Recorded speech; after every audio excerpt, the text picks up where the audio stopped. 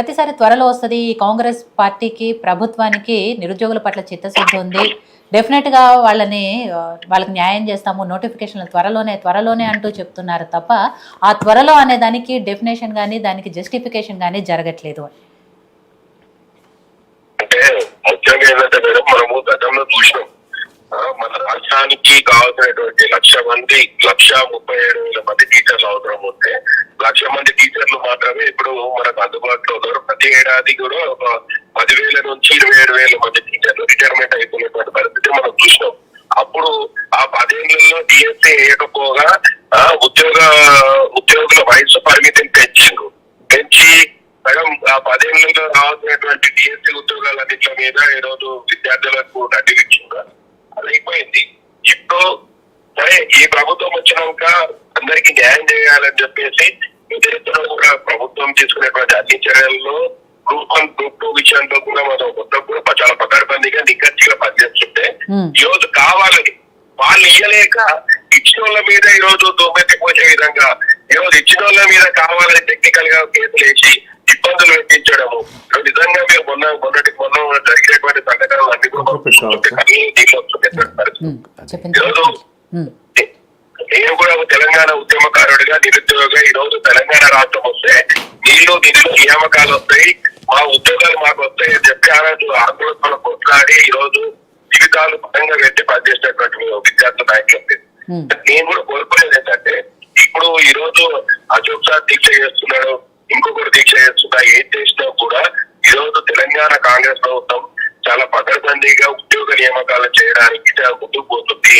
కానీ మీరు కొంచెం ఆలోచన చేసి ఇట్లా వాళ్ళ వీళ్ళ ట్రాప్ లో పడి వాళ్ళు ఉద్యోగాలు ఇవ్వలేక వాళ్ళు చర్చల పడి ప్రజలు వాళ్ళని తిరస్కరించట్టు. కాబట్టి ఇప్పుడు ఇచ్చే వాళ్ళని మీరు సహకరించుకుంటూ ముందుకు పోవాలి. ఎన్నికలకు ముందు కాంగ్రెస్ పార్టీ ట్రాప్ లో పడ్డట్టు ఇప్పుడు మళ్ళీ ఎవరు ట్రాప్ లో పడొద్దు అని చెప్తారు, అంతేనా? అంతే కదా, ఆ రోజు వాడుకున్నారు కదా సంవత్సరం అధికారంలోకి రాగానే 2 లక్షల ఉద్యోగాలు ఇస్తాం సంవత్సరానికి అని చెప్పి. తప్పుగా అర్థం చేసుకుంటున్నారు అందరూ కూడా. నేనేమంటున్నా ఇప్పుడు అప్పుడు ఇవ్వలేకపోయినప్పుడు ఎవరు ప్రశ్నించలేరు, అడగలేరు, అడుగుతే కేసులు అయితే భయంతో ఉంటే ఇప్పుడు స్వేచ్ఛగా ఇది ప్రజాపాలన. ఈ ప్రజాపాలన స్వేచ్ఛగా అడుగుతున్నారు, స్వేచ్ఛగా మాట్లాడగలుగుతున్నారు. ధర్నాలు ఉన్నాయి, ధర్నా చౌకులు ఉన్నాయి. కాబట్టి గతంలో ఇవన్నీ లేకుంటే కదా, గతంలో ఇటువంటి స్వేచ్ఛ ఎక్కడ ఉన్నదండి? సొంత పార్టీలో ఉన్న హామీని అక్రమంగా కేసులో ఢిల్లీకి కిడ్నాప్ చేసినటువంటి ఘన చరిత్ర ఉంది. విదేశీ డిబేట్లు వచ్చినాయి. అవునే కదా. నేనేమంటున్నా అంటే గతంలో ఇట్లా జరిగింది కాబట్టి నష్టపోయిండ్రు. ఇప్పుడు నిరుద్యోగుల పక్షాన రేవంత్ రెడ్డి గారు చాలా వచ్చినటువంటి బిడ్డ, ఆయనకు తెలుసు మన కష్టాలు ఏంది, మనం ఎట్లా పోతే బాగుంటదని. కాబట్టి ఆ ఆలోచన దృక్పథంతో ముందుకు తీసుకుపోతున్నాడు. కాబట్టి నేను కూడా నిరుద్యోగులందరికీ కూడా నేను ఒక రిక్వెస్ట్ చేస్తున్నా, అంబుల్ రిక్వెస్ట్. మనం ఏదైతే విధానం పోతున్నామో మనం విధానాలు ఇప్పటికే చాలా ఏమో నష్టపోయినాము. ఇప్పుడు రాబోయే రోజులన్నీ మనమే, మా బంగారు భవిష్యత్తు మనకే రాబోతుంది. కొద్దిగా కొన్ని మీరు కాంగ్రెస్ పార్టీ వాళ్ళను డిబేట్ పిలవకండి. మేము ఆ మాటలు విని విని విని మోసపోతున్నాం. ఎందుకంటే అన్న నమస్తే అన్న, కాంగ్రెస్ పార్టీ వచ్చిన కాడ నుంచి ఆ మాటలు చెప్తూనే ఉందన్న. మొదటి సంవత్సరం 2 లక్షల ఉద్యోగాలు అన్నారు, అవి పక్కకు పోయినాయి. రేపు జనవరి అన్నారు, ఫిబ్రవరి అన్నారు, మార్చి అంటున్నారు, డిసెంబర్ అంటున్నారు. ఇక మేము అలసిపోయినామన్నా.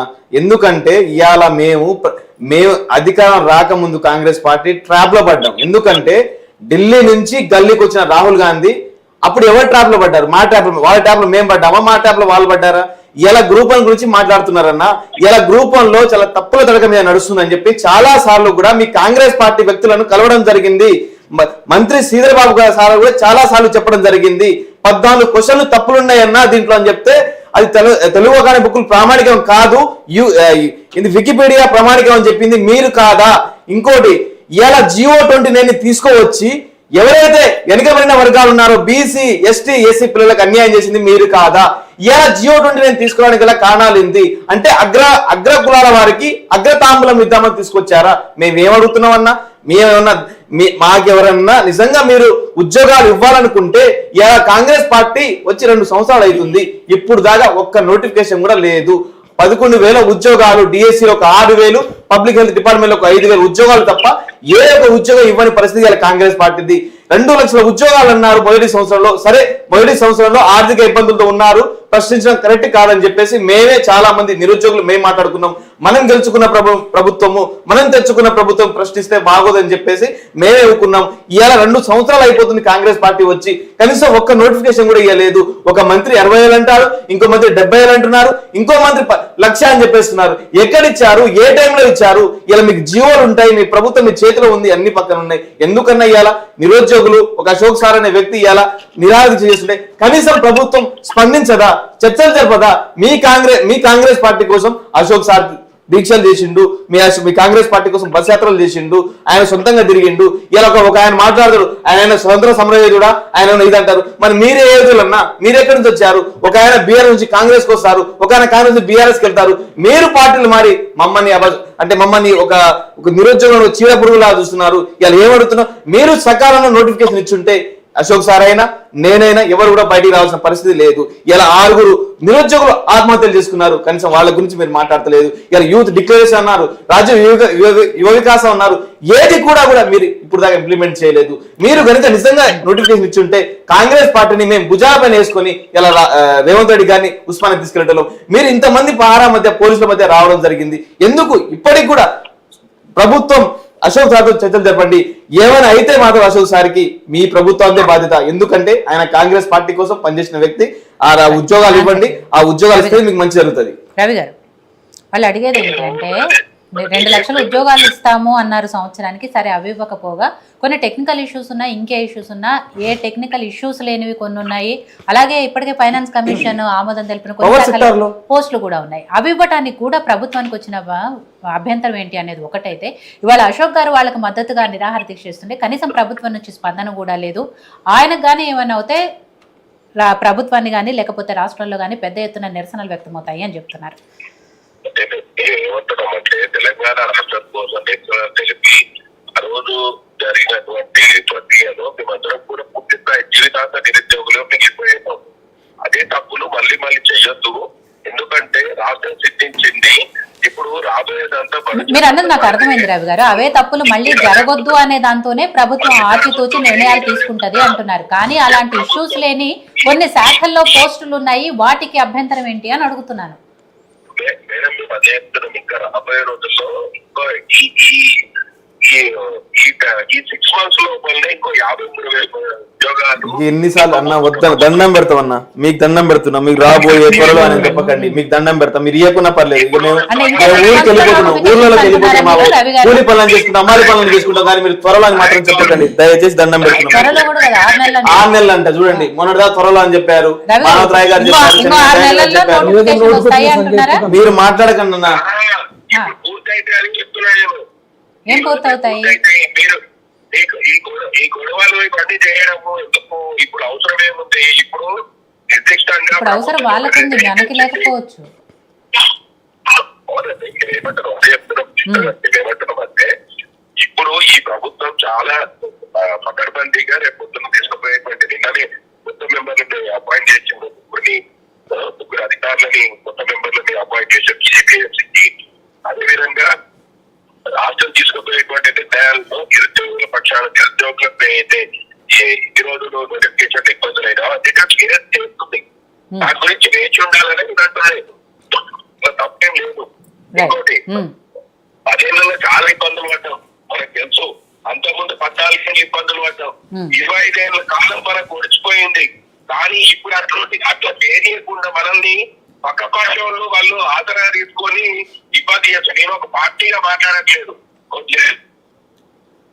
మాట్లాడుతున్నా. మీకోసం కొట్లాడినోని కాబట్టి ఆ కొట్లాడినోని అదే సత్యత ఉన్నోని ఈ రోజు కూడా మీకోసం కొట్లాడుకుంటున్నా కదా. ఆ ప్రభుత్వం మీకు చేయడానికి సిద్ధంగా ఉండదు. దాన్ని మీరు అర్థం చేసుకోవాలి. ఎందుకు అంటే ప్రతిదానికి మనం నిరసన చేస్తాం, నిరసనలోనే మనకి న్యాయం జరుగుతుంది అని అనుకోవడం తప్పు. గతంలో జరిగింది అట్లా, కానీ అప్పుడు అంటే అది పోరాటం పేరు, ఆ పోరాటం పేరు. కానీ ఇప్పుడు అటువంటి పరిస్థితి లేదు. కాబట్టి కొద్దిగా మనం ఆలోచన తీసుకొని అశోక్ సార్ కానీ మనము కానీ నిరుద్యోగుల పక్షంగా పోరాడుతున్నా కానీ మన విధానాన్ని మార్చుకొని మనం ముందుకు పోవాలి. పోతే తప్పకుండా మనం విజయం సాధిస్తామనే విషయాన్ని మనం అర్థం చేసుకోవాలి. మీకు చెప్పేంత పెద్దోని కాదు కానీ అందరం కూడా ఒకటే లైబ్రరీలో చదువుకునేటోళ్ళం కాబట్టి మనకు తెలుసు. ఆర్ఎస్ ప్రవీణ్ కుమార్ సార్ వచ్చేదో చెప్పిండని చెప్పి మనల్ని మోసం చేసిందని ఆర్ఎస్ ప్రవీణ్ కుమార్ సార్ ఎట్లా నిలదీయలేకపోయిందండి? కూర్చున్నారు నిరుద్యోగులు. మీరు మరి మరి 3 కోట్లు అని చెప్పిన వ్యక్తిని మీరు ఇప్పుడు దాకా కూడా మీరు టీజీపీఎస్సీ కానీ కాంగ్రెస్ పార్టీ కానీ ఎందుకు స్పందించలేదు? ఎవరితో చెప్పారో 3 కోట్లు అని చెప్పేసి వాళ్ళ మీద మీరు ఎందుకు కేసులు వేయలేదు? అంటే 10 మంది ఎక్కడి నుంచి వచ్చారన్న స్పష్టత లేదు కాబట్టి అమ్ముకున్న వాస్తవం నిజమేనా? దాని గురించి మాట్లాడండి మీరు. రూపాయల ఉద్యోగం 3 కోట్లు 5 కోట్లు పెట్టి కొనేటోళ్ళం ఉంటే ఇదే స్టూడియోకి వచ్చి ఎందుకు కూర్చుంటుంటివి? అవునన్నా, మీరు దాన్ని బయట పెట్టండి. మాట్లాడింది ఎవరో తీసిందో బయట పెట్టండి. ఇప్పుడు దాకా దాని గురించి స్పందన లేదు కదా. మరి టీజీపీఎస్ ఎందుకు మాట్లాడలేదు? ఇలా గ్రూప్ మీద ఇలా సింగిల్ బెంచ్ ఇలా స్టేట్మెంట్ వచ్చినప్పుడు మీరు ఎందుకు మాట్లాడలేదు?